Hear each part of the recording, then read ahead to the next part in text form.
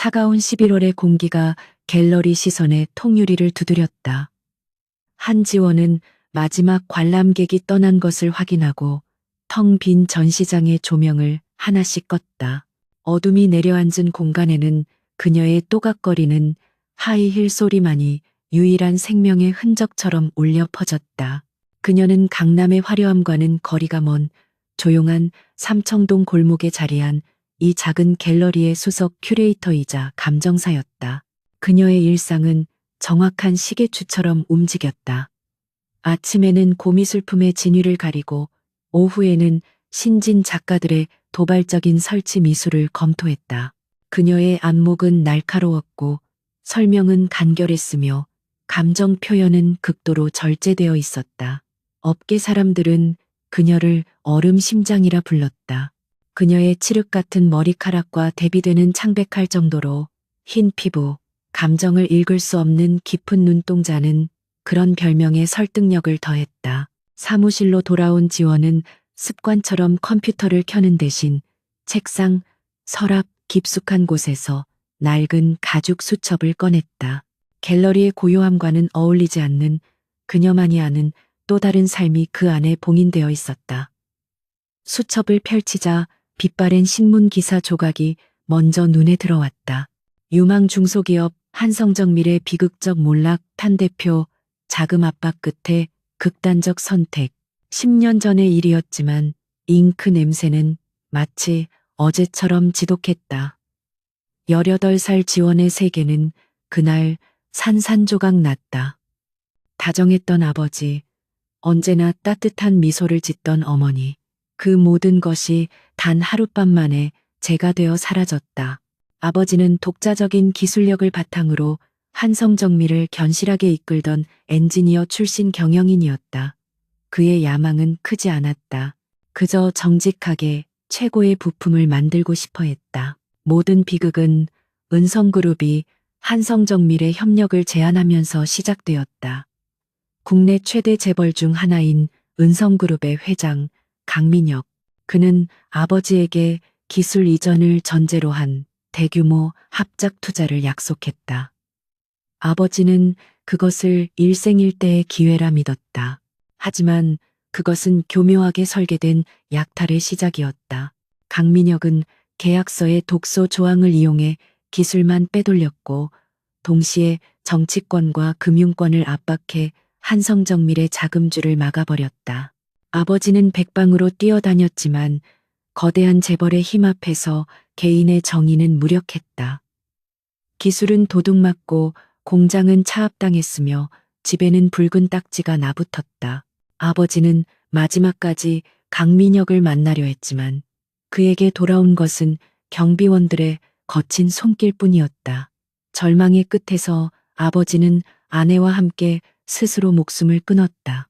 은성그룹 타워가 내려다 보이는 낡은 아파트에서 지원은 눈을 감았다. 그때의 불길이 여전히 그녀의 심장을 태우고 있었다. 그녀는 장례식장에서 울지 않았다. 대신 아버지의 피가 묻은 유서를 품에 숨겼다. 그날 이후 한지원은 죽었다. 살아남은 것은 오직 복수라는 단 하나의 목적을 위해 숨쉬는 존재일 뿐이었다. 그녀는 이름을 바꾸고 과거를 지웠다. 유일한 혈육인 어린 남동생을 먼 친척집에 맡기고 홀로 지독한 시간을 견뎌냈다. 그녀는 미술사를 공부했다.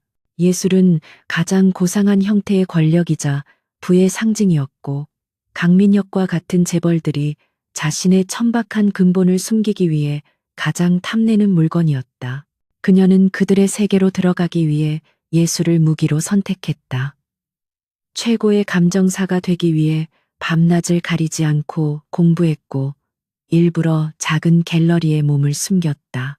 너무 눈에 띄지도 그렇다고 무시당하지도 않을 완벽한 위치였다. 지난 10년간 지원은 강민혁과 은성그룹의 모든 것을 조사했다. 그의 습관, 그의 취향, 그의 약점. 강민혁은 오만하고 자신만만하며 특히 자신에게 도전하는 아름다운 것들 소유하려는 병적인 집착이 있었다.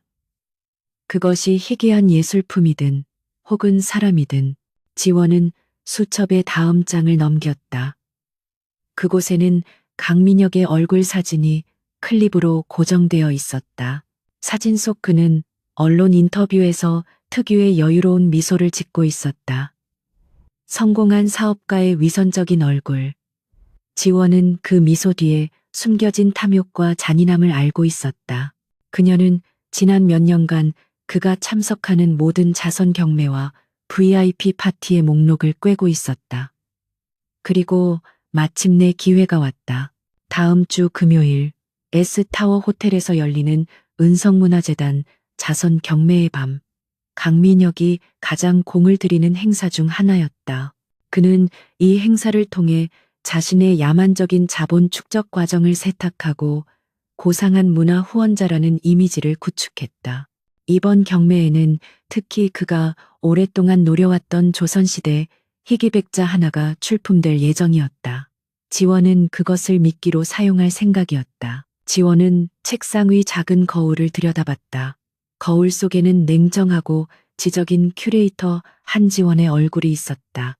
하지만 그녀의 눈동자 깊은 곳에서는 10년간 꺼지지 않은 복수의 불꽃이 이글거리고 있었다. 그녀는 자신의 아름다움이 가장 날카로운 칼이 될 것임을 알았다. 강민혁은 아름다운 것을 좋아했으니까.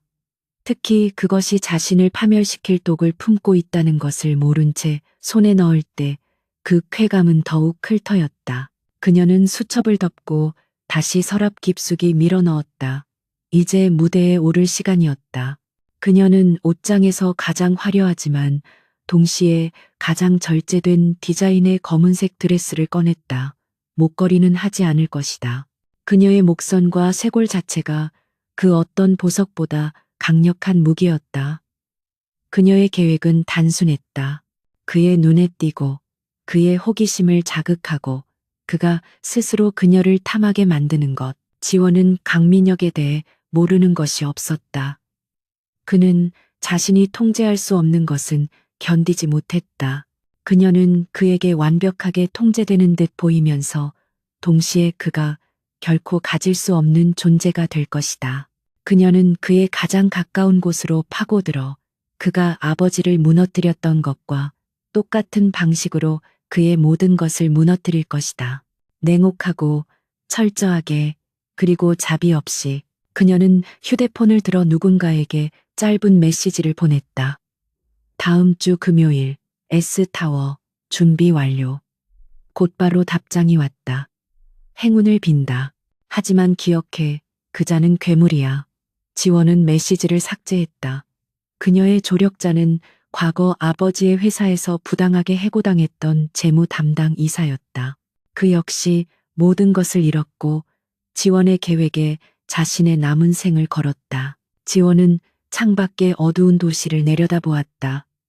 저 높은 곳 어딘가에 강민혁의 펜트하우스가 있을 것이다. 그는 지금쯤 값비싼 와인을 마시며 자신이 이룬 제국을 내려다보고 있겠지. 자신의 발밑에서 어떤 균열이 시작되고 있는지도 모른 채 지원은 입꼬리를 살짝 올렸다. 그것은 미소라기보다는 경멸에 가까운 표정이었다. 그녀는 갤러리를 나섰다.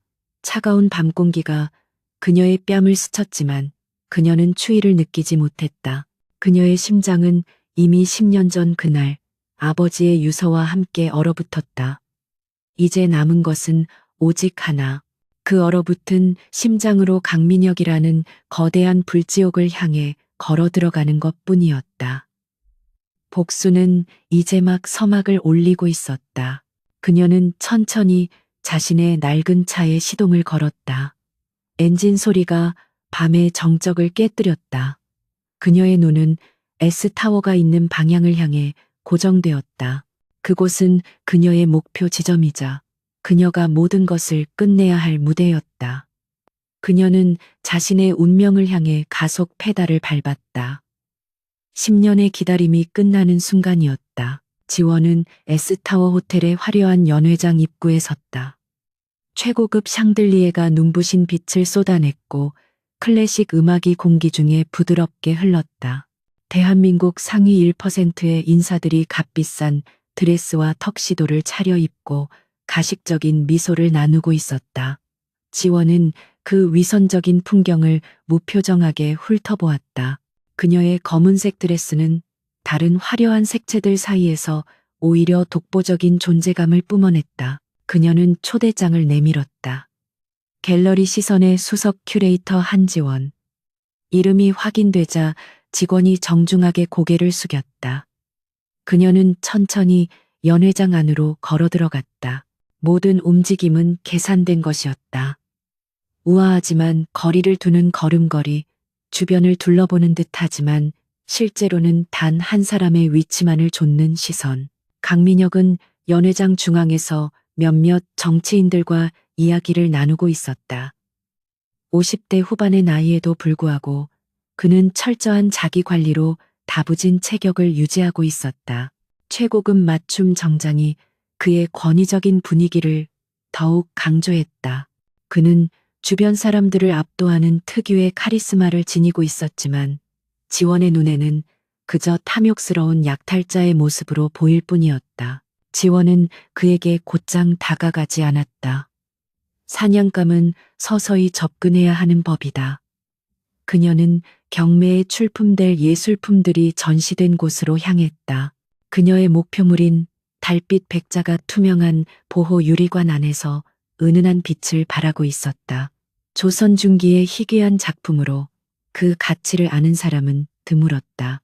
그리고 지원은 강민혁이 그것을 원한다는 것을 알고 있었다. 그녀는 백자 앞에 서서 오랫동안 작품을 감상했다.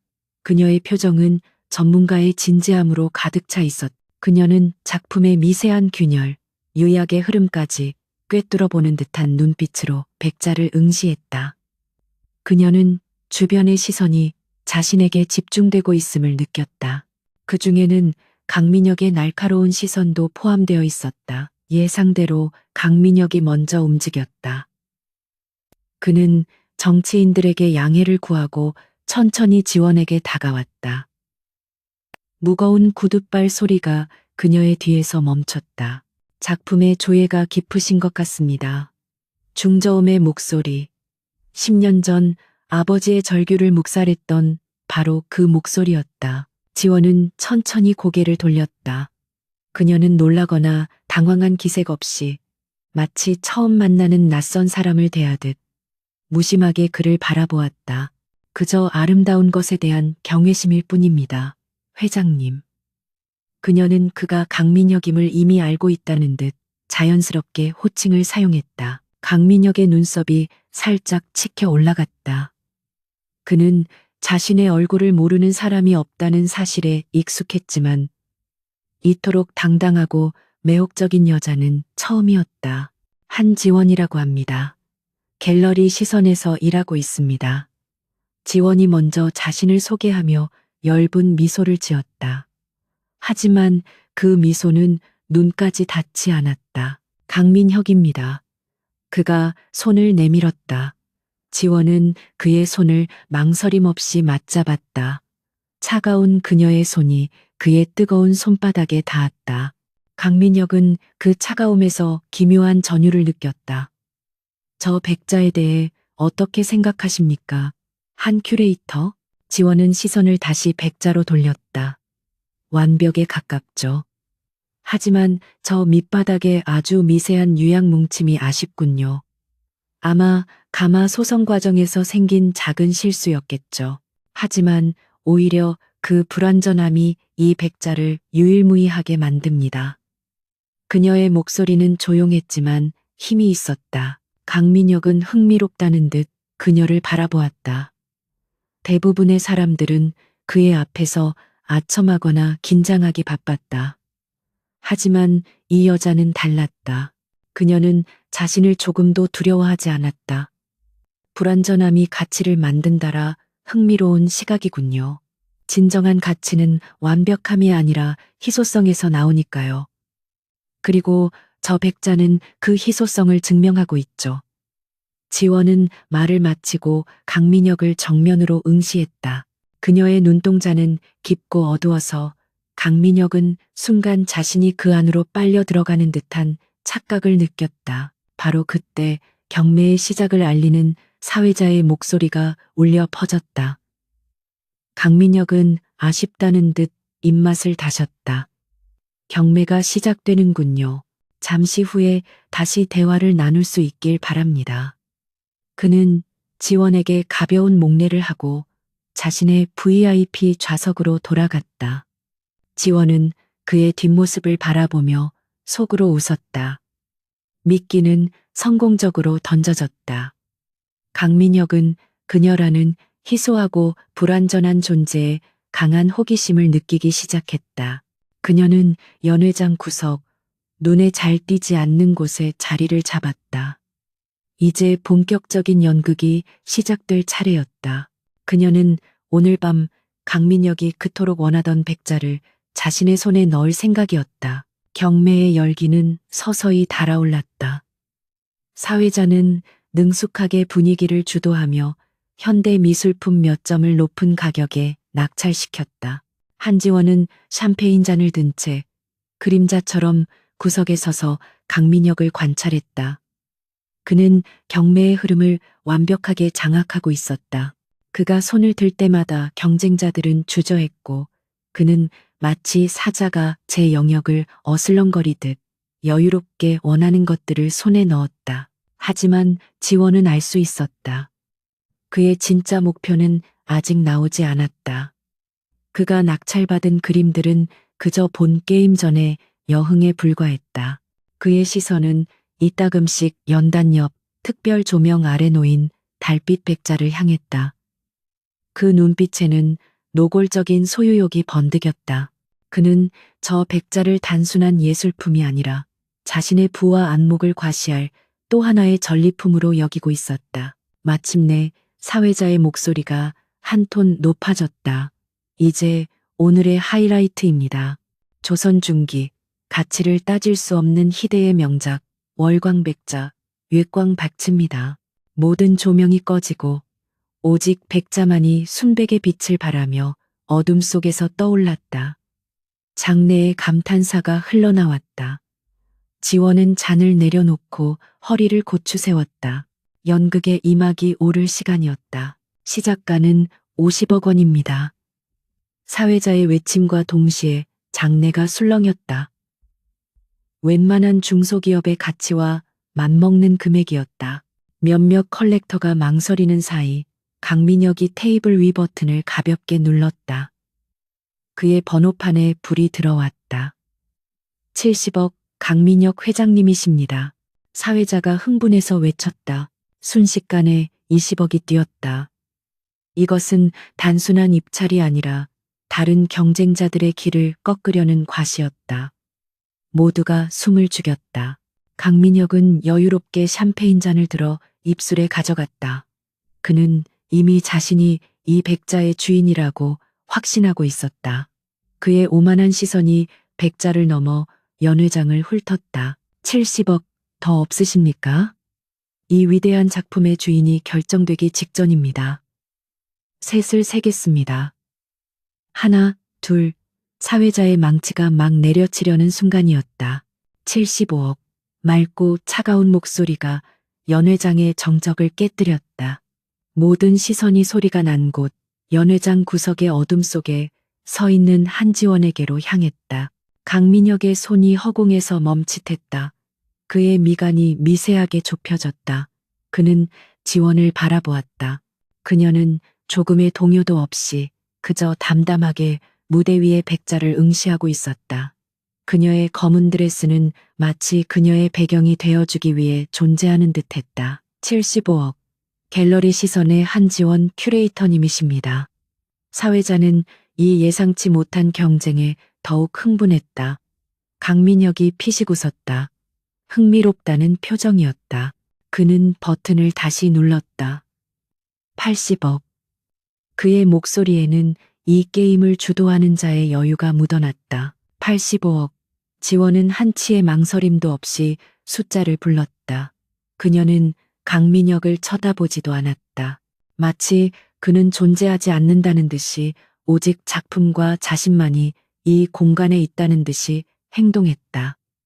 이런 태도는 강민혁의 승부욕을 자극했다. 그는 자신을 무시하는 존재를, 특히 이렇게 아름답고 당돌한 여자는 처음 겪어봤다. 100억, 강민혁이 외쳤다. 장내에서는 낮은 탄성이 터져 나왔다. 이것은 이제 예술품의 가치를 넘어선 두 사람 사이의 자존심 싸움이었다. 사람들은 저 젊은 여자가 누구인지 수군거리기 시작했다. 강민혁의 심기를 건드린 그녀가 어떤 결말을 맞이할지 흥미진진하게 지켜보는 눈빛들이었다. 110억. 지원의 목소리는 여전히 평온했다. 마치 110억이 아니라 110만 원을 부르는 듯했다. 그녀의 차분함은 강민혁의 여유를 조금씩 갉아먹기 시작했다. 그는 더 이상 이 상황을 즐기지 않았다. 그는 분노하고 있었다. 감히 누군가가, 그것도 이름 없는 갤러리의 젊은 여자가 자신의 권위에 도전한다는 사실에 불쾌감을 느꼈다. 130억. 강민혁이 거의 으르렁거리듯 가격을 불렀다. 이제 백자의 실제 가치를 훌쩍 넘어선 금액이었다. 하지만 그는 물러설 수 없었다. 여기서 물러서는 것은 이 많은 사람들 앞에서 자신의 패배를 인정하는 꼴이었다. 지원은 그제야 천천히 고개를 돌려 강민혁을 바라보았다. 두 사람의 시선이 허공에서 부딪혔다. 강민혁의 눈에는 분노와 소유욕이 뒤섞여 있었고 지원의 눈에는 그 깊이를 알 수 없는 심연만이 존재했다. 그녀는 그의 눈을 피하지 않고 오랫동안 응시했다. 마치 그의 영혼을 꿰뚫어 보는 듯했다. 연회장은 숨소리 하나 들리지 않을 정도로 고요했다. 사회자조차 다음 숫자를 재촉하지 못했다. 시간은 두 사람의 시선 속에서 멈춘 듯했다. 지원은 천천히 입꼬리를 올렸다. 아주 옅은, 거의 알아차리기 힘든 미소였다. 그리고는 무대를 향해 고개를 저었다. 포기합니다. 강민혁은 허를 찔린 듯한 표정을 지었다. 그녀가 그토록 치열하게 경쟁하다가 갑자기 물러선 이유를 알 수 없었다. 130억, 낙찰입니다. 월광백자는 은성그룹의 강민혁 회장님께 돌아갔습니다. 사회자의 외침과 함께 우레와 같은 박수 소리가 터져 나왔다. 강민혁은 승리자가 되었지만 기분은 전혀 개운하지 않았다. 그는 자신이 이긴 것이 아니라 그녀가 져준 것 같은 굴욕감을 느꼈다. 그녀는 막대한 돈을 쓰게 만들고는 가장 결정적인 순간에 유유히 사라져버렸다. 그는 자신의 손에 들어온 백자가 아니라 저 여자 한지원을 원하기 시작했다. 경매가 끝나고 다시 파티가 시작되었다.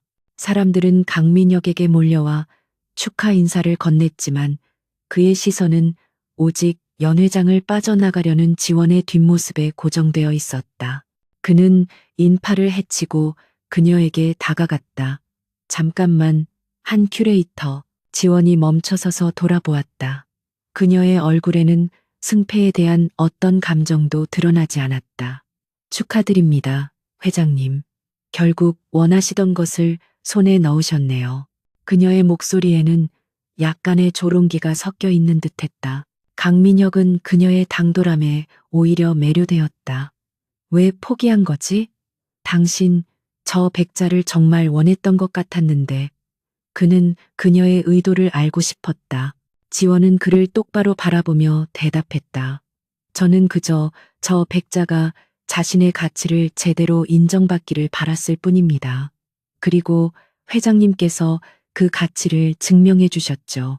제 역할은 거기까지였습니다. 가치를 증명해 나를 시험한 건가? 강민혁의 목소리가 낮아졌다. 지원은 어깨를 으쓱했다. 시험이라뇨. 저는 그저 회장님처럼 불완전함의 가치를 아는 분이 저 백자를 소유해야 한다고 생각했습니다. 그뿐입니다. 그녀는 첫 만남에서 자신이 했던 말을 정확하게 상기시켰다. 강민혁은 순간 말문이 막혔다. 이 여자는 처음부터 끝까지 자신을 손바닥 위에 올려놓고 가지고 놀았다. 그는 분노해야 마땅했지만 그 대신 심장이 격렬하게 뛰는 것을 느꼈다. 이런 지독한 매력, 이런 통제 불가능한 존재는 처음이었다. 그는 그녀를 가져야만 했다. 당신 정말 재미있는 여자로군. 그는 지갑에서 명함을 꺼내려는 듯 했지만 이내 손을 거두고 자신의 휴대폰을 꺼냈다. 당신 갤러리 명함 말고 개인 번호를 주시죠. 예술에 대해 좀 더 깊은 대화를 나눠보고 싶군. 아마도 아주 개인적인 자리에서 그의 눈빛이 노골적으로 변했다. 지원은 잠시 망설이는 듯 했다. 그것은 강민혁의 정보욕을 더욱 자극하기 위한 계산된 연기였다. 그녀는 천천히 자신의 휴대폰을 꺼내 그의 번호를 찍었다. 영광입니다, 회장님. 그녀는 짧게 목례를 하고 몸을 돌렸다. 한지원 씨, 강민혁이 그녀를 다시 불렀다. 오늘 밤, 당신은 나에게 아주 비싼 수업료를 치르게 했어. 그러니 조만간 그 대가를 받아야겠군. 지원은 돌아보지 않고 대답했다. 기꺼이 감당하죠. 회장님께서 치르신 수업료만큼의 가치가 있기를 바랄 뿐입니다. 그녀는 더 이상 뒤돌아보지 않고 화려한 연회장을 빠져나왔다. 차가운 밤 공기가 그녀의 뜨거워진 뺨을 식혔다.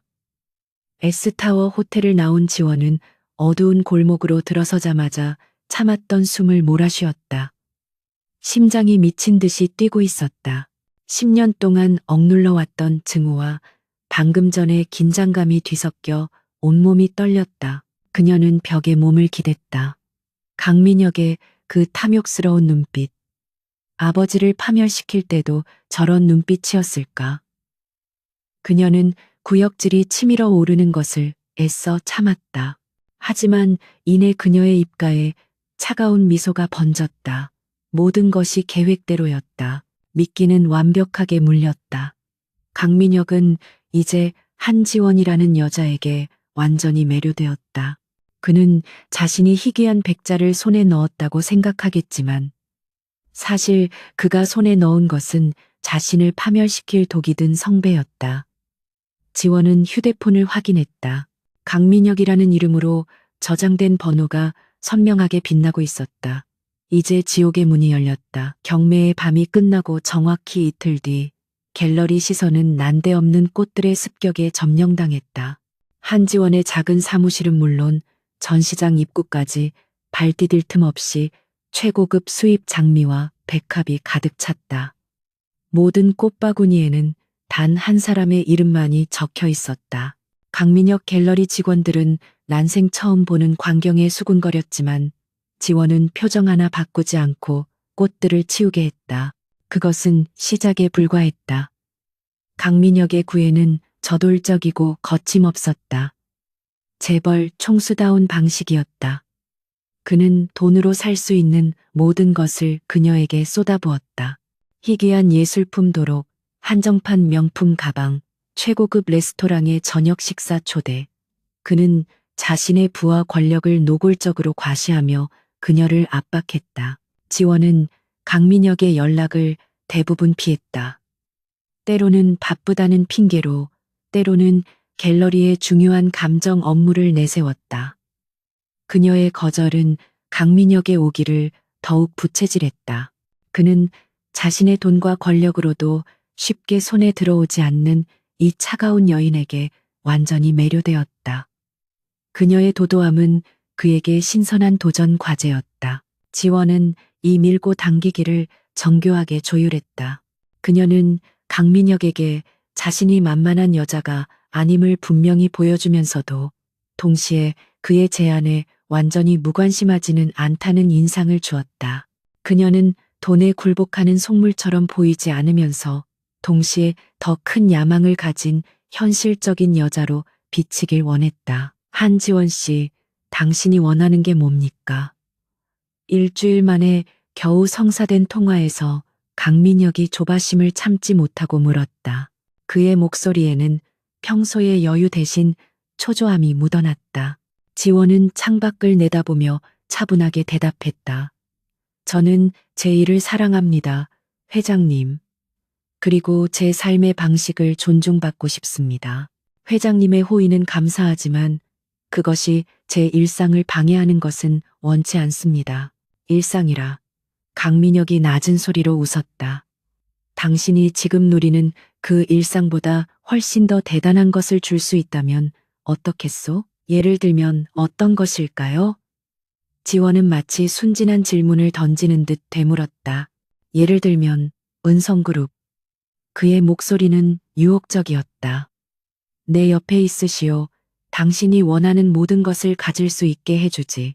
그 작은 갤러리에서는 평생 만져보지도 못할 것들을 말이오. 이것이 지원이 기다리던 순간이었다. 그녀는 적절한 침묵으로 그의 제안을 저울질하는 듯한 인상을 주었다. 회장님의 옆이라는 것이 정확히 어떤 의미인지 모르겠습니다. 내 여자가 되라는 거요. 강민혁이 직설적으로 말했다. 사람들 앞에서 공식적으로 내 파트너가 되어 주시오. 물론 그에 상응하는 대우는 확실하게 보장하지. 명예, 부, 그리고 당신이 원하는 예술계에서의 영향력까지. 지원은 눈을 감았다. 역겨움이 치밀어 올랐다. 아버지의 피로 쌓아 올린 제국에서 그 제국의 여왕이 되라는 제안이었다. 하지만 그녀의 목소리는 흔들리지 않았다. 생각할 시간을 좀 주시겠어요? 줬소. 하지만 오래 기다리게 하지는 마시오. 나는 인내심이 많은 남자가 아니니. 전화가 끊겼다. 지원은 수화기를 내려놓고 차가운 물을 들이켰다. 드디어 호랑이 굴로 들어가는 문이 열렸다. 사흘 뒤 지원은 강민혁의 비서실로부터 연락을 받았다. 한남동에 위치한 최고급 빌라 라 비앙의 펜트하우스로 그녀를 초대한다는 내용이었다. 강민혁이 공식적으로 거주하는 본가가 아닌 그만의 은밀한 공간이었다. 지원은 검은색 원피스를 차려입고 약속 장소로 향했다. 펜트하우스는 그의 권력을 그대로 축소해 놓은 듯했다. 거대한 통유리창 너머로 서울의 야경이 발 아래 펼쳐져 있었고 벽에는 경매장에서 본 것보다 훨씬 더 비싼 그림들이 걸려 있었다. 강민혁은 값비싼 와인을 들고 그녀를 맞이했다. 결정은 했소? 그가 와인을 건네며 물었다. 지원은 잔을 받지 않았다. 대신 그를 똑바로 바라보며 말했다. 회장님께서 제게 주실 수 있는 것이 정말로 제가 원하는 것들인지 확신할 수 없습니다. 저는 평범한 관계에는 관심 없습니다. 강민혁은 그녀의 당돌함에 큰 소리로 웃었다. 평범? 한지원 씨, 나와의 관계가 평범할 리가 있겠소? 그는 그녀에게 한 걸음 다가섰다. 내가 원하는 건 당신의 모든 것이요. 당신의 지성, 당신의 안목, 그리고 당신의 아름다움까지. 그리고 그 대가로 당신은 은성이라는 성을 갖게 될 거요. 지원은 시선을 피하지 않았다. 제가 그 성에 들어간다면 저는 단순한 장식품이 되지 않을 겁니다. 물론이지 당신은 내 트로피이자 나의 가장 날카로운 조언자가 될 거요. 그는 확신에 차서 말했다. 그는 그녀의 지성을 높이 샀고 그것을 자신의 사업에 이용할 생각까지 하고 있었다. 지원은 천천히 고개를 끄덕였다. 좋습니다. 회장님의 제안을 받아들이죠. 대신 조건이 있습니다. 제 갤러리 일은 계속할 수 있게 해주세요. 그리고 제 사적인 영역은 존중해 주셔야 합니다. 얼마든지 당신의 그 사적인 영역이 나를 거부하는 핑계만 아니라면. 강민혁은 만족스러운 미소를 지으며 그녀의 어깨를 감쌌다. 지원은 그의 손길이 닿는 순간 피부에 불이 붙는 듯한 혐오감을 느꼈지만 겉으로는 미동도 하지 않았다. 그녀는 스스로에게 다짐했다. 이 순간의 굴욕은 훗날 그가 치를 대가에 비하면 아무것도 아니라고. 그날 이후 한지원은 공식적으로 강민혁 회장의 여자가 되었다. 언론은 이 신데렐라 스토리에 열광했다. 이름 없는 갤러리 큐레이터가 하루아침에 재벌 총수의 파트너가 된 사건. 사람들은 그녀를 손가락질하기도 하고 부러워하기도 했다. 지원은 갤러리를 정리하고 펜트하우스로 짐을 옮겼다. 그녀의 짐이라고는 옷 몇 벌과 책 몇 권이 전부였다. 그녀의 진짜 지민 복수의 계획은 이미 그녀의 머릿속에 완벽하게 자리 잡고 있었다. 펜트하우스에서의 생활은 화려한 감옥과도 같았다. 최고급 가구와 예술품에 둘러싸여 있었지만 그 모든 것에는 강민혁의 소유욕이 낙인처럼 찍혀 있었다. 지원은 매일 밤 아버지가 마지막 순간에 바라보았을 그 야경을 내려다보며 잠들어야 했다. 그녀는 강민혁의 여자로서의 역할을 완벽하게 수행했다. 공식 석상에서는 그의 옆에서 우아하고 지적인 파트너가 되었고 사적인 자리에서는 그의 대화 상대가 되어 주었다. 그녀는 예술과 경영에 대한 깊은 식견으로 강민혁을 놀라게 했다. 강민혁은 그녀를 단순한 애인이 아니라 자신의 지적 허영심을 채워주는 존재로 여기기 시작했다. 하지만 이 지옥 같은 공간에서 그녀를 기다리는 것은 강민혁뿐만이 아니었다. 은성그룹의 본가 강 회장의 가족들은 이 갑작스러운 침입자를 결코 환영하지 않았다. 특히 강민혁의 본처인 유인영 여사와 그의 유일한 아들이자 은성그룹의 후계자인 강지후 전무는 지원에게 노골적인 적대감을 드러냈다. 유 여사는 수십 년간 강민혁의 무수한 여자들을 견뎌온 얼음처럼 차가운 여자였다. 그녀는 자신의 지위를 지키기 위해서라면 못할 일이 없는 사람이었다. 네가 그 아이로구나. 처음으로 본가 저녁 식사에 초대받은 날, 유 여사가 지원을 위아래로 훑어보며 말했다. 그녀의 목소리에는 어떤 감정도 실려 있지 않았다. 회장님 취향이 조금 달라지신 줄 알았는데 결국은 똑같구나. 젊고 예쁘고 야망에 찬 눈. 지원은 굴하지 않고 그녀의 시선을 맞받아쳤다. 과찬이십니다. 사모님.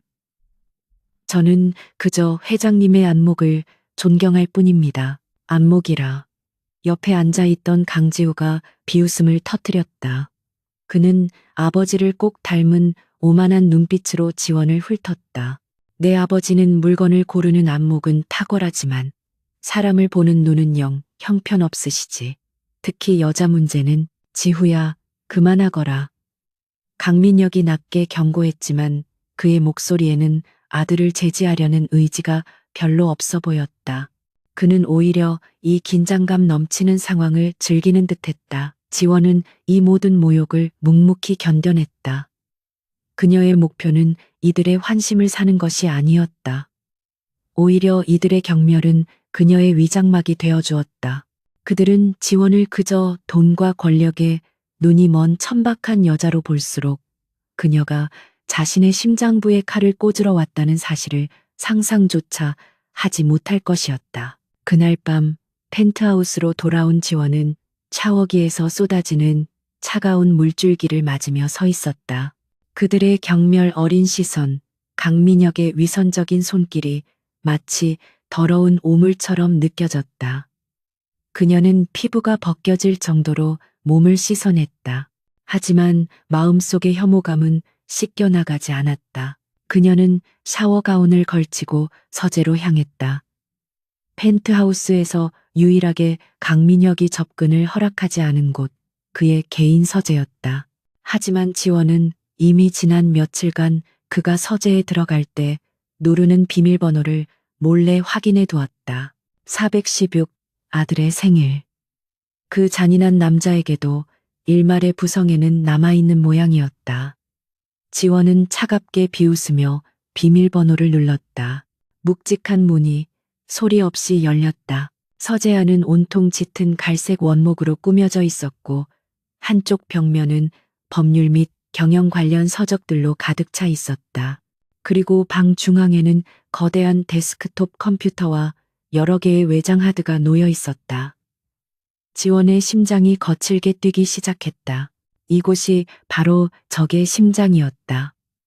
아버지를 무너뜨린 그 모든 추악한 계획과 불법적인 거래의 증거들이 바로 이 방 어딘가에 잠들어 있을 것이다.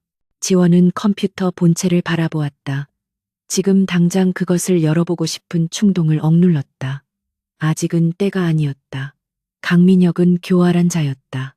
섣불리 움직였다가는 모든 것이 수포로 돌아갈 수 있었다. 그녀는 서재의 구조와 파일 캐비닛의 위치, 보안 시스템의 종류를 눈에 담았다.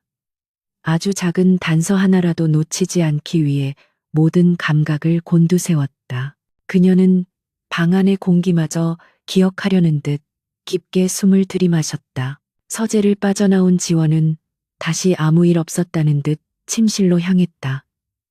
그녀의 얼굴은 얼음처럼 차가웠지만 그녀의 가슴 속에서는 복수의 용암이 들끓고 있었다. 그녀는 이제 호랑이의 목덜미에 발을 들여놓았다.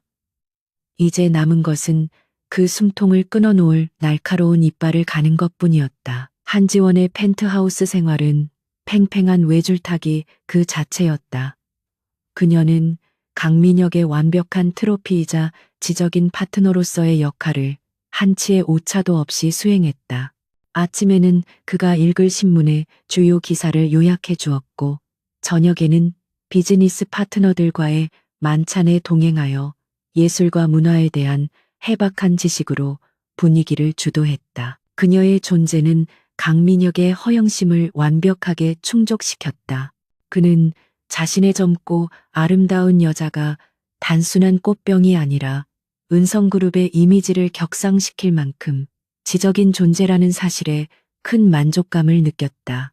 그는 심지어 몇몇 중요한 인수합병건에 대한 그녀의 의견을 묻기까지 했다.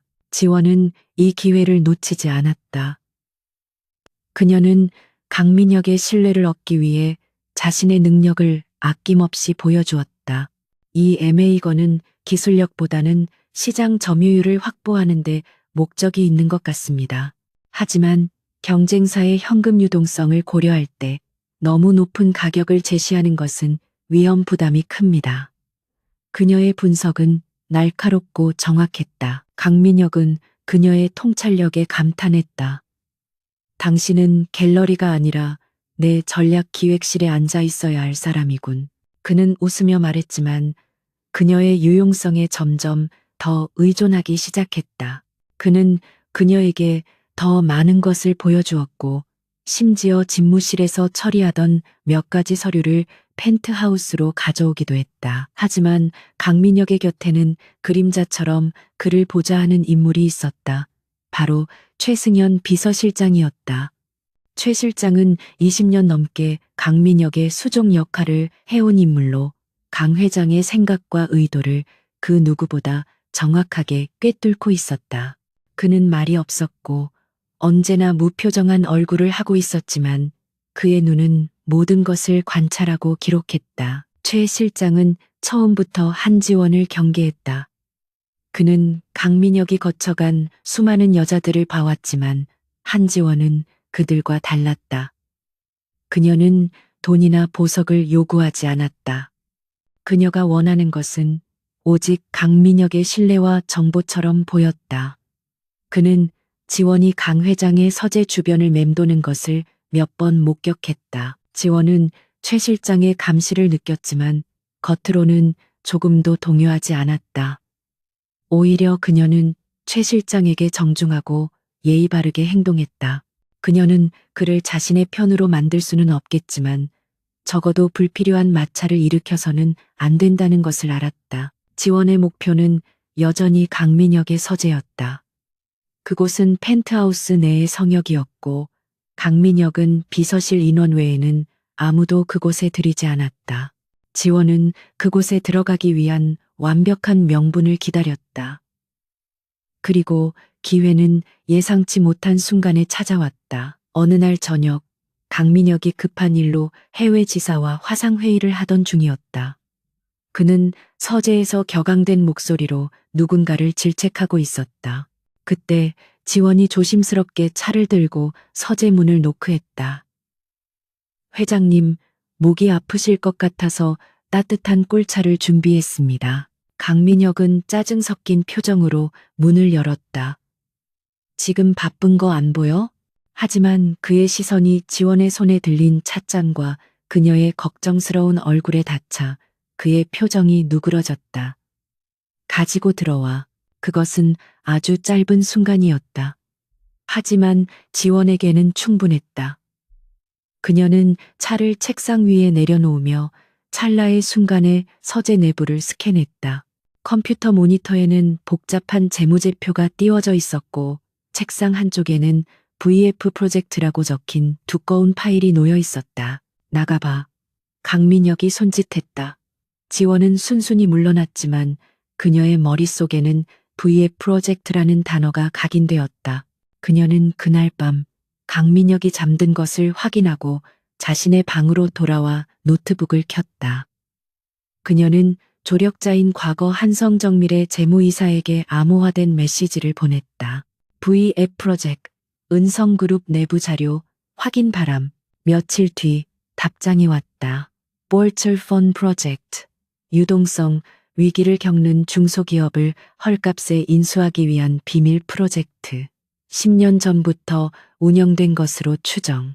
한성정밀도 이 프로젝트의 희생양일 가능성 높음. 지원의 손이 차갑게 식었다. 아버지의 회사가 단순한 탐욕이 아니라 조직적이고 계획적인 사냥의 대상이었다는 사실에 피가 거꾸로 솟았다. 그녀는 반드시 그 파일의 실체를 확인해야만 했다. 그녀는 더 대담하게 움직이기 시작했다. 강민혁의 신뢰를 발판 삼아 그녀는 펜트하우스에 실질적인 안주인 행세를 했다. 회장님, 서재에 걸린 그림이 전체적인 인테리어와 어울리지 않는 것 같아요. 제가 가진 소장품 중에 더 어울리는 작품이 있는데 교체해드려도 될까요? 강민혁은 예술에 관한 한 그녀의 안목을 전적으로 신뢰했다. 당신이 알아서 하시오. 그는 기꺼이 서재의 출입을 허락했다. 단, 자신이 있을 때만 가능했다. 지원은 그 기회를 이용했다. 그림을 교체한다는 핑계로 서재에 머무는 시간을 늘렸고 자연스럽게 책장의 제목들과 파일 캐비닛의 라벨들을 눈에 익혔다. 그리고 그녀는 마침내 VF 프로젝트 파일이 보관된 캐비닛을 찾아냈다. 문제는 잠금 장치였다. 최고급 지문 인식 잠금 장치였다. 하지만 지원은 포기하지 않았다. 그녀는 강민혁이 잠금 장치를 해제할 때 그의 손가락 움직임을 유심히 관찰했다. 그는 언제나 오른손 검지를 사용했다. 그녀는 완벽한 기회를 기다렸다. 강민혁이 중요한 약속으로 집을 비우고 최 실장이 그를 수행하며 펜트하우스의 사용인들이 모두 휴가를 나가는 날. 그날은 한 달에 한 번 정기적으로 찾아왔다. D-Day. 지원은 펜트하우스에 홀로 남았다. 그녀는 먼저 모든 보안 카메라의 각도를 미세하게 틀어놓았다. 자신이 서재에서 활동할 동선이 사각지대가 되도록 완벽하게 계산했다. 그리고 그녀는 강민혁의 침실로 향했다. 그녀는 그가 매일 밤 사용하는 위스키 잔을 집어들었다. 그녀는 이미 며칠 전부터 그가 사용한 잔을 몰래 닦아두는 척하며 그의 선명한 지문을 확보할 준비를 하고 있었다. 그녀는 특수 실리콘 용액을 이용해 잔에 남은 그의 검지 지문을 조심스럽게 떠냈다. 심장이 격렬하게 요동쳤지만 그녀의 손은 조금도 떨리지 않았다. 지문을 복제한 실리콘을 손가락에 붙인 그녀는 서재로 향했다.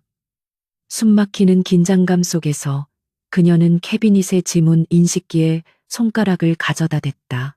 삐릭, 경쾌한 전자음과 함께 잠금 장치가 해제되었다. 그녀는 즉시 VF 프로젝타일을 꺼냈다.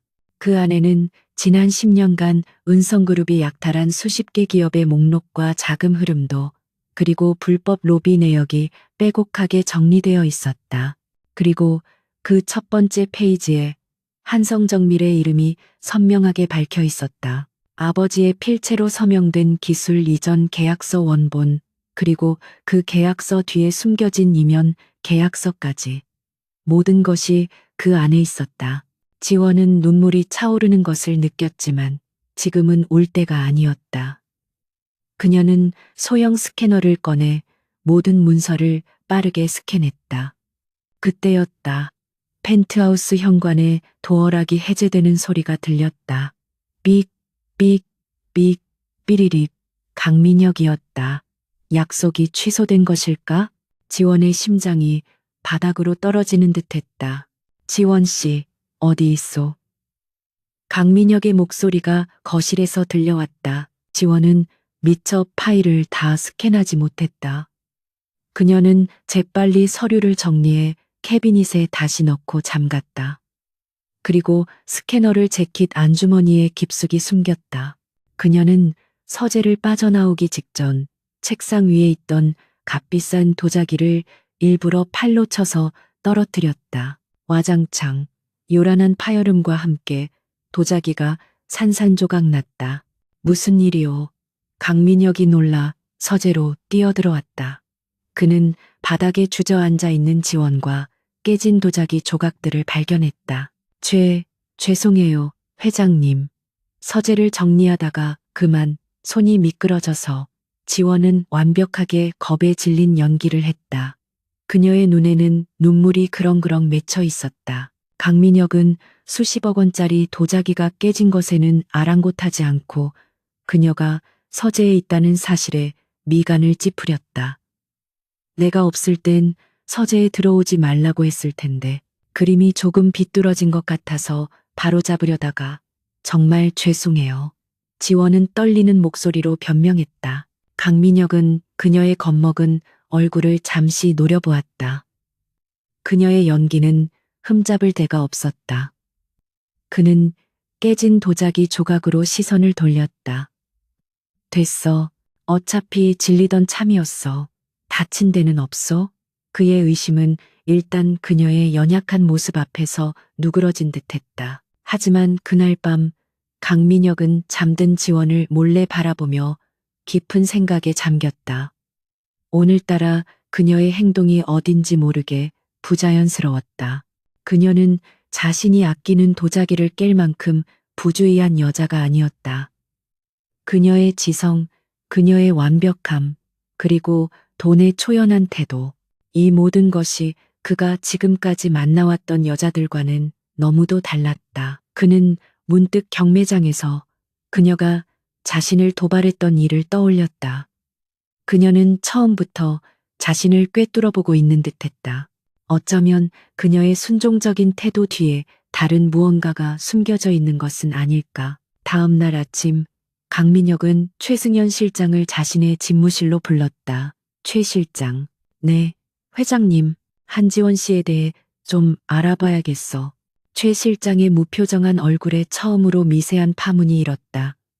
알아보라 하시면 어디까지 말씀이십니까? 강민혁은 시가 연기를 깊게 내뿜었다. 모든 것, 그녀가 태어난 곳부터 가족관계, 학력, 과거 행적까지, 갤러리 시선에서 일하기 전까지 뭘 했는지 샅샅이 뒤져봐. 아주 사소한 것 하나도 놓치지 말고, 단 절대 들키지 않게 조용히 처리해. 알겠습니다, 회장님. 최 실장은 고개를 숙였다.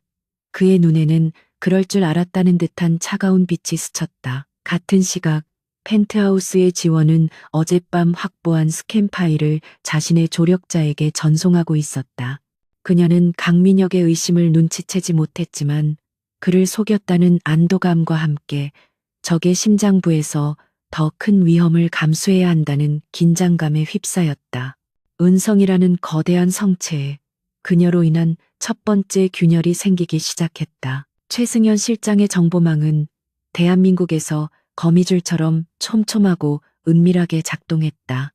강민혁의 명령이 떨어진 순간 한지원이라는 이름은 그의 분석팀에 의해 즉각 해체되기 시작했다. 갤러리 시선의 큐레이터, 최근 5년간의 기록은 완벽했다.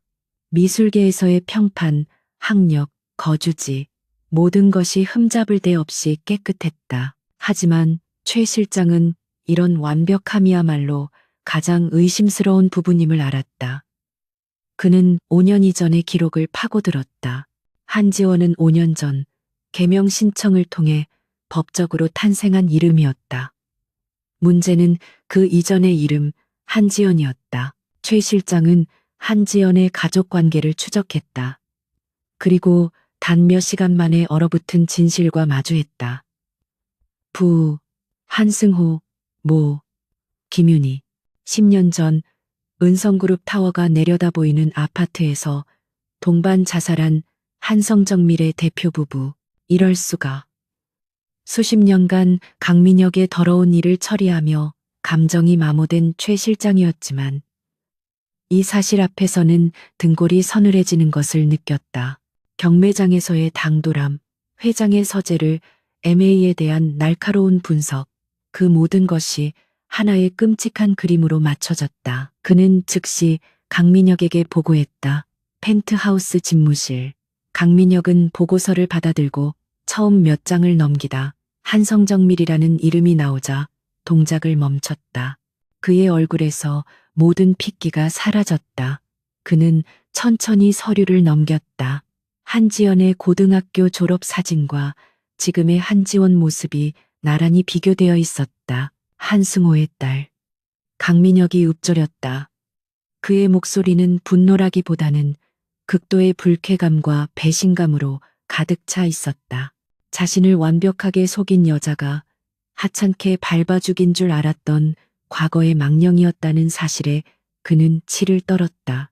어떻게 하시겠습니까, 회장님? 최 실장이 조용히 물었다. 그의 눈에는 그녀를 처리할 준비가 되어 있었다. 강민혁은 한동안 말이 없었다. 그는 눈을 감고 지난 몇 달을 되짚어 보았다. 그녀의 모든 행동, 모든 눈빛, 그 모든 것이 자신을 향한 증오와 복수심의 연기였다는 것을 깨달았다. 그는 자신이 완벽하게 농락당했다는 사실에 분노가 치밀어 올랐다. 하지만 동시에 그의 가슴 한구석에서 뒤틀린 쾌감이 싹텄다. 아니, 강민혁이 눈을 떴다. 그의 눈은 분노로 이글거리는 대신 얼음장처럼 차갑게 빛났다. 아무것도 하지 마. 평소처럼 행동해. 내가 오늘 밤 이 연극의 막을 직접 내릴 테니. 그는 자신의 손으로 직접 이 작은 쥐를 사냥하고 싶었다. 그날 저녁 펜트하우스의 분위기는 폭풍 전야처럼 고요했다. 지원은 강민혁이 평소보다 일찍 들어왔다는 사실에 의아함을 느꼈지만 내색하지 않았다. 그는 심지어 평소보다 더 다정하게 굴었다. 최고급 와인을 따르고 그녀를 위해 직접 스테이크를 구웠다. 오늘 무슨 좋은 일이라도 있으셨어요, 회장님? 지원이 그의 기분을 살피며 물었다. 아주 재미있는 이야기를 들었거든. 강민혁이 와인잔을 부딪히며 웃었다. 인생이 얼마나 예측 불가능하고 또 얼마나 지독하게 얽혀 있는지에 대한 이야기였소. 그의 미소는 어딘지 모르게 섬뜩했다. 지원은 본능적인 위협을 감지했다. 그녀는 경계태세를 갖추었지만 여전히 완벽한 미소로 화답했다. 흥미로운 이야기네요. 당신도 흥미로워할 거야. 강민혁은 식사를 마친 뒤 그녀를 거실로 이끌었다. 통유리창 밖으로 서울의 야경이 보석처럼 펼쳐져 있었다. 그는 지원을 소파에 앉히고 자신은 그 앞에 섰다. 내가 당신에게 선물을 하나 준비했소. 그는 서재에서 얇은 서류철 하나를 가져왔다. 지원은 그것이 어젯밤 자신이 스캔했던 VF 프로젝트 파일이 아님을 확인하고 안도했지만 동시에 불길한 예감에 휩싸였다. 강민혁은 서류철을 그녀 앞에 유리 테이블 위로 던졌다. 툭 하는 둔탁한 소리와 함께 파일이 펼쳐졌다. 가장 위에 있는 것은 빛바랜 신문 기사였다. 한성정밀 한승호 대표 부부 비극적 선택. 그리고 그 아래로 그녀의 옛날 사진, 아버지와 어머니의 얼굴이 보였다. 지원의 호흡이 멎었다. 온몸의 피가 차갑게 식는 것 같았다. 그녀는 천천히 고개를 들어 강민혁을 바라보았다. 그의 얼굴에는 모든 다정함이 사라지고 지독한 경멸과 사냥감을 몰아세우는 포식자의 잔인함만이 남아있었다. 한지연. 그가 그녀의 본명을 읊조렸다. 아니, 한지원이라고 불러야 하나? 한승호의 딸. 대단한 연기였어. 감탄했다고 말해야겠군. 그는 지원이 무너져 내리기를 울며 매달리거나 용서를 구하기를 기대했다. 그것이 그가 상상했던 승리의 순간이었다. 하지만 그의 예상은 완전히 빗나갔다. 지원은 잠시 동안의 충격에서 벗어났다. 그녀의 눈동자를 채웠던 공포는 순식간에 사라지고 그 자리에 10년간 억눌러왔던 활화산 같은 증오가 차올랐다. 그녀는 더 이상 겁에 질린 연기를 할 필요가 없었다. 그녀는 천천히, 아주 천천히 입꼬리를 올렸다. 그것은 경멸과 분노로 일그러진 미소였다. 내 이름을 제대로 불러주니 고맙네요. 강민혁 회장. 그녀의 목소리는 얼음 조각처럼 날카로웠다. 강민혁은 그녀의 반응에 당황했다. 이것은 그가 예상했던 그림이 아니었다. 내년이 감히 내가 감히 당신 같은 살인자 곁에서 숨을 쉬고 당신이 주는 역겨운 음식을 먹고 당신의 더러운 손길을 견뎌냈지. 오직 오늘을 위해서. 지원이 자리에서 일어섰다. 그녀의 눈은 불길처럼 타오르고 있었다. 살인자라고? 강민혁이 어이없다는 듯 웃었다. 내 아비는 무능했을 뿐이야. 경쟁에서 도태된 패배자라고. 그걸 내 탓으로 돌리는 건가? 경쟁? 당신이 저지른 건 경쟁이 아니야. 약탈이지. 지원이 소리쳤다. 당신은 아버지의 기술을 훔쳤고 자금줄을 막았고 그를 벼랑 끝으로 몰아세웠어. 그리고는 그의 피 위에서 지금 이 제국을 즐기고 있는 거야. 그래서 복수라도 하려고 했나? 고작 내년 혼자서 이 펜트하우스에 기어들어와서 뭘 어쩌려고? 내 서재라도 뒤져서 뭐라도 찾으려고 했나? 강민혁이 그녀의 계획을 꿰뚫어보듯 비웃었다. 어젯밤 깨진 도자기가 그제야 완벽하게 이해되었다. 맞아. 지원은 모든 것을 인정했다. 당신을 무너뜨릴 증거를 찾으러 왔어. 그리고 당신이 아버지를 죽인 것과 똑같이 가장 고통스러운 방식으로 파멸시킬 거야. 지원의 당당한 선언에 강민혁은 잠시 할 말을 잃었다. 그는 분노를 넘어선 기묘한 감정에 휩싸였다. 이토록 대담하고 이토록 강렬한 증오. 그는 그녀의 눈에서 자신과 닮은 광기를 보았다. 그는 갑자기 큰 소리로 웃기 시작했다. 하하하, 대단하군. 정말 대단해. 한승우가 딸 하나는 제대로 키웠어. 그는 지원에게 다가가 그녀의 턱을 거칠게 움켜쥐었다. 내가 널 지금 당장 저 창밖으로 던져버릴 수도 있다는 건 아나? 지원은 그의 손길을 뿌리치지 않고 그를 정면으로 노려보았다. 죽일 테면 죽여. 하지만 당신은 날 못 죽여. 당신은 날 죽이는 것보다 내 눈앞에서 당신의 제국이 무너지는 걸 두려워하게 될 테니까. 강민혁의 눈이 가늘어졌다. 그녀의 말이 맞았다. 그녀를 죽이는 것은 너무 쉬운 결말이었다. 그는 이 오만하고 당돌한 여자가 자신의 발밑에서 절망하는 모습을 보고 싶었다. 좋아, 한지연. 내년에 그 오만한 도전을 받아주지. 그는 그녀의 턱을 놓아주었다. 넌 이제 어디에도 못 가. 넌 내 펜트하우스에 갇힌 새야. 난 네가 누군지 알고 네가 뭘 하려는지도 알지. 어디 한번 발버둥 쳐봐. 네가 가진 모든 카드를 써봐. 난 네가 내 소나기에서 서서히 질식해가는 모습을 즐겨줄 테니. 이것은 강민혁의 상상할 수 있는 가장 잔인한 형벌이었다. 그는 그녀를 죽이지 않고 그녀의 정체를 아는 상태로 곁에 둘 생각이었다. 그녀의 모든 노력을 지켜보며 비웃고 그녀의 희망을 하나씩 꺾어버릴 계획이었다. 그것이 그의 방식이었다. 넌 이제 내 애인이 아니야. 넌 내 볼모지. 강민혁이 마지막 말을 남기고 서재로 들어가 문을 잠가버렸다. 지원은 거실 한복판에 홀로 남았다. 거대한 통유리창에 그녀의 창백한 얼굴이 비쳤다. 그녀의 가장 강력한 무기였던 위장이 사라졌다. 그녀는 이제 발가벗겨진 채 적의 심장부에 갇혔다. 그녀는 주먹을 꽉 쥐었다. 손톱이 손바닥을 파고들어 피가 배어나왔다. 두려웠다. 하지만 동시에 해방감을 느꼈다. 더 이상 역겨운 연기를 하지 않아도 되었다. 이제부터는 전면전이었다. 강민혁은 그녀가 이미 증거의 일부를 확보했다는 사실은 모르고 있었다. 그리고 그는 그녀의 오만함이 아니라 그녀의 절박함을 과소평가하고 있었다. 그녀는 창밖의 야경을 노려보았다. 전쟁은 이제 막 가장 잔인한 방식으로 시작되고 있었다. 펜트하우스는 하룻밤 사이에 화려한 감옥으로 변했다. 한지원의 모든 행동은 감시당했다. 거실과 복도에는 눈에 보이지 않는 감시 카메라가 추가로 설치된 듯했고 그녀의 곁에는 항상 2명의 건장한 경호원이 그림자처럼 따라붙었다.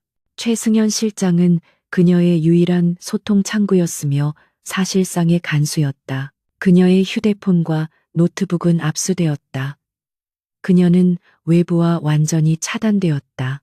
강민혁은 그녀를 이 황금빛 새장 속에 가두고 그녀의 날개가 꺾이는 모습을 매일 밤 지켜보는 것을 새로운 유의로 삼았다. 그는 저녁마다 펜트하우스에 들렀고 더 이상 다정한 연인의 가면을 쓰지 않았다. 오늘도 내 아버지의 유서를 읽었나?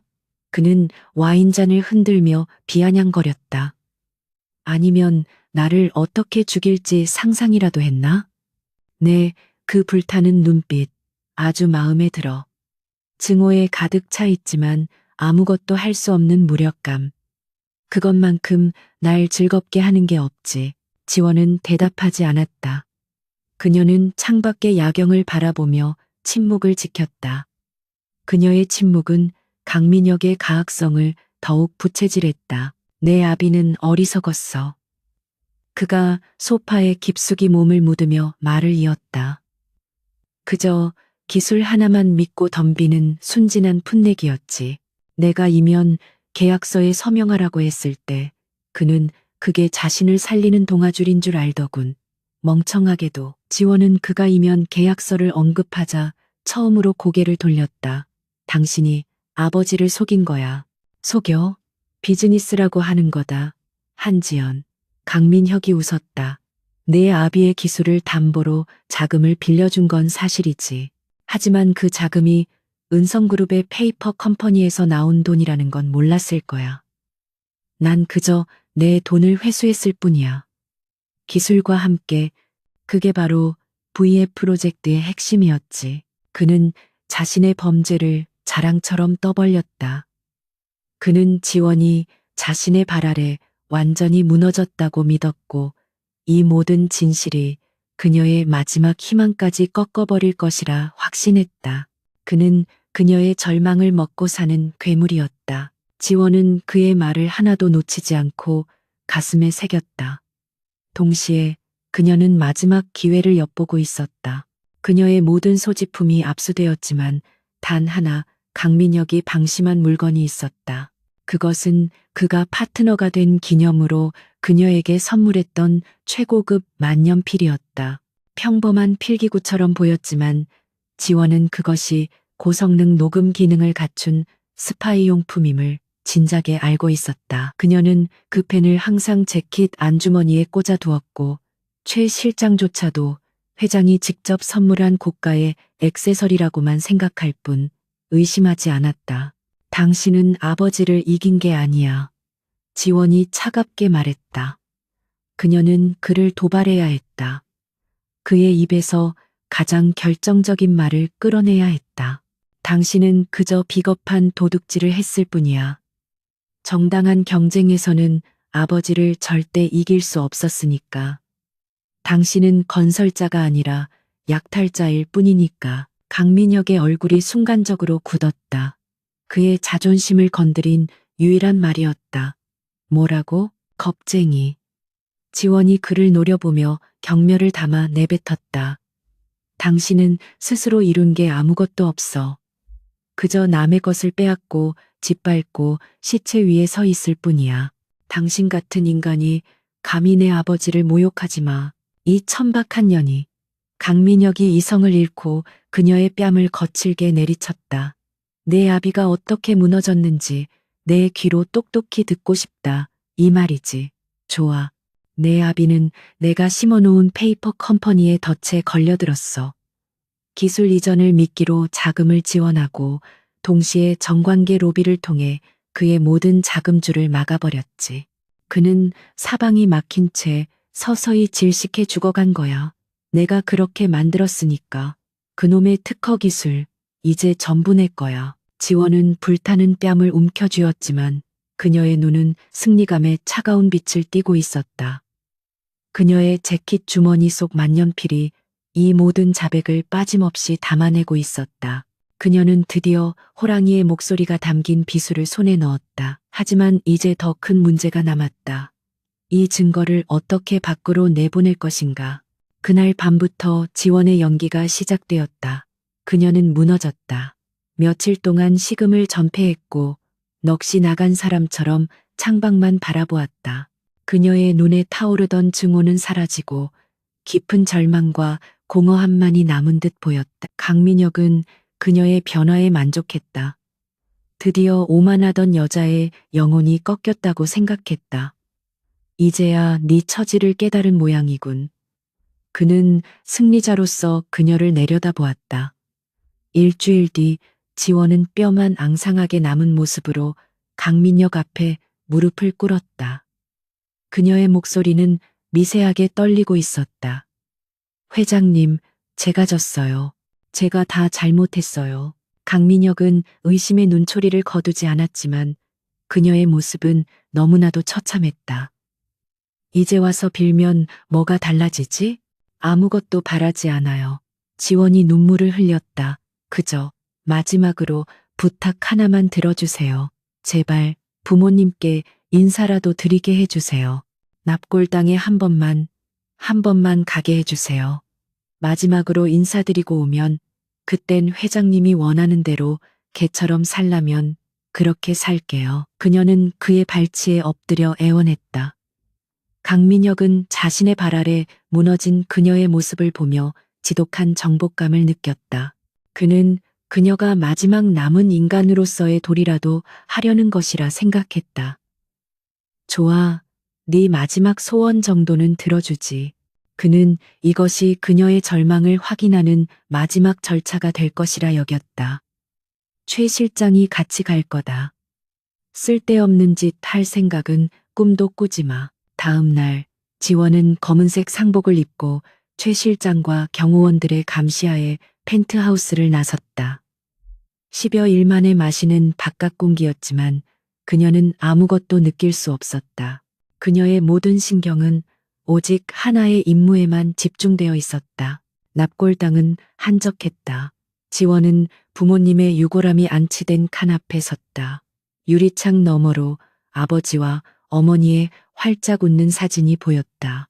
순간 참을 수 없는 슬픔이 복받쳤다. 이것은 연기가 아니었다.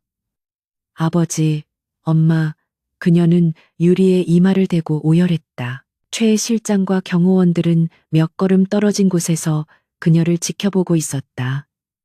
그들은 그녀의 슬픔이 진심이라고 판단했고 도망칠 기미가 보이지 않자 약간의 거리를 두었다. 지원은 떨리는 손으로 국화꽃 한 송이를 꺼냈다. 그리고 재킷 안주머니에서 만년필을 꺼냈다. 그녀는 만년필을 국화꽃 줄기 사이에 깊숙이 끼워 넣었다. 그리고는 울면서 꽃을 부모님의 사진 앞 헌화 공간에 밀어 넣었다. 바로 그때였다. 옆 칸에서 누군가 중얼거리는 소리가 들렸다. 벌써 10년이 지났구먼, 한 사장. 검소한 양복 차림의 중년 남자가 손수건으로 눈가를 닦으며 서 있었다.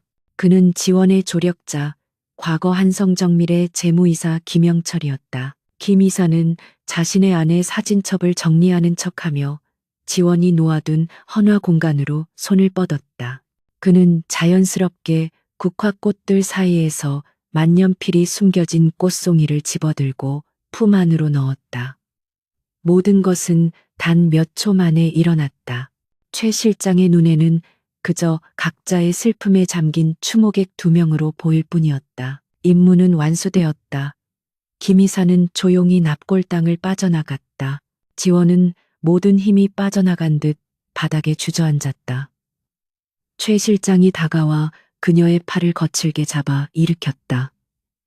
일어나, 쇼는 끝났으니. 지원은 순순히 그에게 이끌려 납골당을 나섰다. 그녀는 다시 펜트하우스라는 감옥으로 돌아갔다. 차창 밖으로 거대한 은성그룹의 타워가 보였다. 그녀는 이제 모든 것을 잃었다. 그녀의 손에는 아무런 카드도 남아있지 않았다. 하지만 그녀는 창백하게 웃고 있었다. 그녀의 마지막 비수, 강민혁의 목소리가 담긴 녹음 파일은 이제 세상 밖으로 나갔다. 그리고 김이사에게는 그녀가 미리 보내두었던 VF 프로젝트의 일부 자료가 있었다. 두 개의 조각이 마침내 하나로 합쳐졌다. 김이사는 자신의 은신처에서 만년필을 컴퓨터에 연결했다. 강민혁의 오만하고 잔인한 목소리가 스피커를 통해 흘러나왔다. 그는 스캔된 VF 프로젝트 문서와 녹음 파일을 하나로 묶어 암호화된 파일로 만들었다. 파일의 전송 대상은 단 두 곳이었다. 대한민국에서 가장 집요하다고 알려진 부패전담 검찰청의 한동진 검사와 내일 아침 10시에 열릴 은성그룹 정기주주총회에 참석할 모든 언론사 및 소액주주 연대였다. 지원은 펜트하우스의 침대에 누워 눈을 감았다. 그녀는 모든 것을 걸었다. 내일 아침 그녀가 만든 폭풍이 저 거대한 타워를 삼킬 것이다. 혹은 그녀가 그 폭풍 속에서 영원히 사라지거나 은성그룹의 정기 주주총회가 열리는 S타워 컨퍼런스 홀은 대한민국 재계의 심장부나 다름없었다. 수백 명의 주주와 기관 투자자들, 그리고 경제부 기자들로 발디딜 틈이 없었다. 단상 중앙에 선 강민혁은 특유의 자신감 넘치는 미소로 좌중을 압도했다. 그는 전년도 실적을 보고하고 미래 비전을 선포했다. 그의 목소리는 힘이 넘쳤다. 어젯밤 드디어 한지연이라는 싹을 완전히 짓밟았다는 승리감이 그의 기세를 더욱 높여주었다. 그녀는 이제 펜트하우스에서 영혼이 부서진 채 자신의 처지를 비관하고 있을 터였다. 그는 완벽한 승리를 거두었다고, 자신의 제국은 이토록 견고하다고 확신했다. 은성그룹은 다가올 10년 AI와 바이오 산업을 양대축으로 하여 강민혁이 야심찬 계획을 발표하던 바로 그 순간이었다. 장내의 모든 스피커에서 날카로운 파열음이 울려 퍼졌다. 치직, 강민혁의 마이크가 꺼졌다. 무슨 일이야? 그가 기술팀을 향해 고함을 쳤다. 그때였다. 주주총회에 참석한 모든 사람의 휴대폰과 태블릿이 일제히 진동하기 시작했다. 긴급, 은성그룹, VF 프로젝트, 내부 고발 자료라는 제목의 이메일과 알림이 동시다발적으로 전송되었다. 사람들의 웅성거림이 파도처럼 번져나갔다. 강민혁의 얼굴이 굳어졌다. 전부 차단해. 당장. 그가 소리쳤지만 이미 늦었다. 거대한 중앙 스크린에 떠있던 은성그룹의 로고가 사라지고 검은 화면 위로 하나의 오디오 파일 아이콘이 나타났다. 그리고 스피커가 다시 켜졌다. 내 아비는 내가 심어놓은 페이퍼 컴퍼니의 덫에 걸려들었어. 강민혁 자신의 목소리였다. 강민혁은 피가 거꾸로 솟는 것을 느꼈다. 그것은 며칠 전 그가 펜트하우스에서 한지연에게 의기양양하게 떠벌렸던 자신의 범죄에 대한 완벽한 자백이었다. 당장 저걸 끄라고. 그는 이성을 잃고 단상에서 뛰어내려가려 했다. 하지만 목소리는 멈추지 않았다. 기술 이전을 미끼로 자금을 지원하고 동시에 정관계 로비를 통해 그의 모든 자금줄을 막아버렸지. 그는 사방이 막힌 채 서서히 질식해 죽어간 거야. 내가 그렇게 만들었으니까. 그놈의 특허 기술, 이제 전부 내 거야. 장내는 아수라장이 되었다. 주주들의 고함과 기자들의 플래시가 동시에 터져나왔다. 살인자다. 이게 어떻게 된 일이야. 은성그룹 주식 당장 팔아. 주가가 실시간으로 폭락하기 시작했음을 알리는 알림이 여기저기서 울렸다. 조용히 해. 전부 조작이야. 저건 내 목소리가 아니라고. 강민혁이 미친 사람처럼 외쳤지만 그의 목소리는 자신의 자백이 담긴 녹음 파일 소리에 묻혀버렸다. 바로 그때 컨퍼런스 홀의 모든 문이 동시에 열렸다. 서울중앙지검 특수부입니다. 모두 자리에서 움직이지 마십시오. 수십 명의 검찰 수사관들이 굳은 표정으로 쏟아져 들어왔다. 그들 앞에는 냉철한 눈빛에 한동진 부장검사가 서 있었다. 수사관들은 곧장 단상으로 향했다. 강민혁은 자신에게 다가오는 검은 양복의 사내들을 망연자실하게 바라보았다. 그는 최 실장을 찾았지만 최승현은 이미 연기처럼 사라지고 없었다. 그는 모든 것이 끝났음을 직감했다. 강민혁 씨, 한동진 검사가 그의 눈앞에 체포 영장을 내밀었다. 특정 경제 범죄, 가중처벌 등에 관한 법률 위반, 배임, 횡령, 그리고 살인교사 혐의로 당신을 긴급 체포합니다. 살인교사? 무슨 소리야. 나는 사람을 죽이지 않았어. 강민혁이 마지막 발악을 했다. 한동진 검사는 그를 차갑게 내려다보았다. 한성정밀, 한승호 대표의 죽음이 당신의 불법적인 자금 압박과 기술 탈취로 인한 것임을 입증할 증거가 확보되었습니다. 그것은 명백한 사회적 타살이자 교사입니다. 수사관 2명이 강민혁의 팔을 거칠게 붙잡아 뒤로 꺾고 수갑을 채웠다. 찰칵 하고 금속성이 울리는 순간 강민혁의 제국은 공식적으로 종말을 고했다. 그는 수십 년간 쌓아 올린 모든 것이 단 몇 분 만에 무너져 내리는 것을 망연자실하게 바라보았다. 이건 꿈이야. 한지연, 그년이. 그는 무너져 내리듯 바닥에 주저앉으며 한 여자의 이름을 저주처럼 읊조렸다. 기자들의 플래시가 대한민국 최고 재벌 총수에 초라하고 비참한 마지막 모습을 미친 듯이 터뜨렸다. 같은 시각 펜트하우스. 지원은 침대에 미동도 없이 누워 있었다. 그녀는 주주총회가 열리고 있을 시간을 가늠했다. 모든 것을 걸었지만 성공했는지 실패했는지 알 길이 없었다. 그녀를 지키던 경호원들은 여전히 문 밖을 지키고 있었다. 그때였다. 문 밖에서 소란스러운 소리가 들렸다. 경호원들의 다급한 발소리, 누군가의 고함 소리. 그리고 잠시 뒤 모든 것이 일순간에 조용해졌다. 쥐 죽은 듯한 정적. 지원은 천천히 몸을 일으켰다. 그녀는 조심스럽게 방문을 열었다. 복도는 텅 비어 있었다. 그녀를 감시하던 경호원들이 사라졌다. 그들은 주인이 무너지는 소식을 듣고 가장 먼저 도망친 것이다. 지원은 비틀거리며 거실로 걸어나갔다. 그녀는 리모컨을 찾아 TV를 켰다. 화면을 켜자마자 속보 화면이 거실을 가득 채웠다. 속보, 은성그룹 강민혁 회장. 주주총회 현장에서 긴급 체포. 화면에는 양팔이 붙들린 채 수사관들에게 끌려나가는 강민혁의 모습이 반복해서 나오고 있었다. 10년 전 아버지의 장례식장에서 보았던 그 오만하고 당당했던 남자는 온데간데 없었다.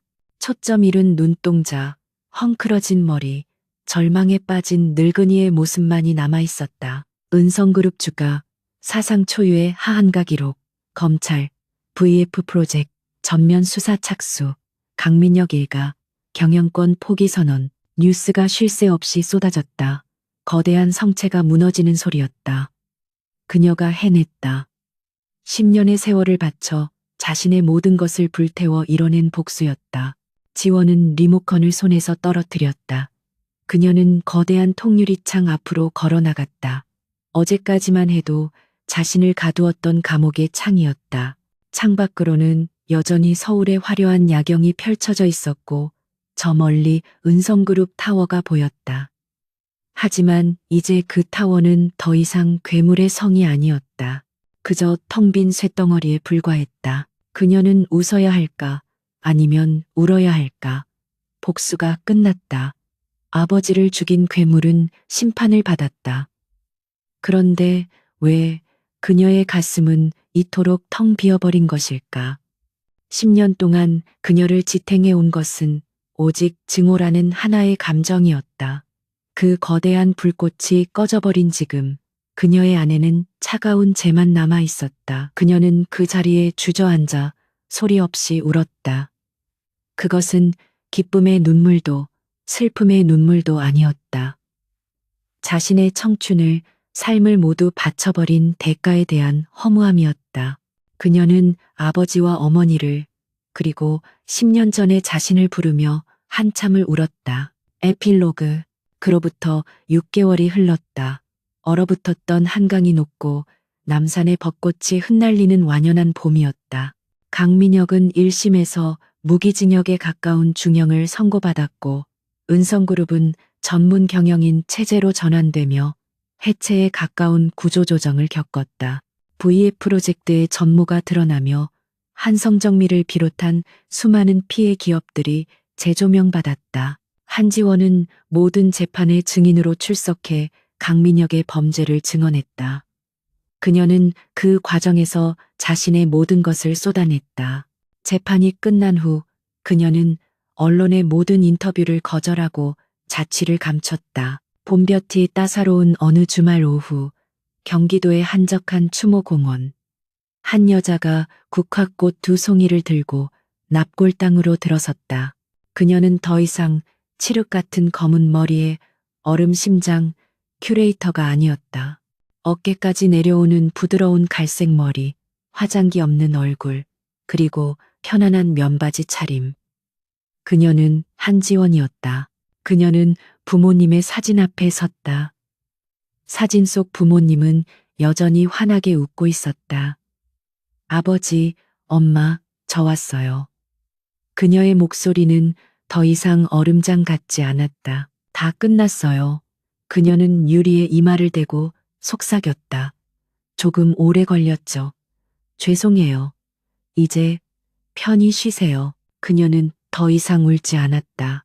10년간 그녀를 올감했던 지독한 증오와 복수심은 지난 6개월간의 재판 과정에서 모두 제가 되어 날아갔다. 그녀는 이제야 비로소 부모님을 편안하게 보내드릴 수 있었다. 그녀는 납골당을 나와 따뜻한 햇살 아래 섰다. 6개월 전 펜트하우스에서 느꼈던 공허함은 이제 없었다. 그 빈자리에 무엇을 채워야 할지 그녀는 아직 알지 못했다. 앞으로 어떻게 살아가야 할지도 막막했다. 그녀는 이름도 직업도 삶의 목표도 모두 잃었다. 하지만 이상하게도 두렵지 않았다. 그녀는 깊게 숨을 들이마셨다. 10년 만에 처음으로 증오가 아닌 봄의 꽃향기가 그녀의 폐부를 가득 채웠다. 그녀는 천천히 공원 입구를 향해 걸었다.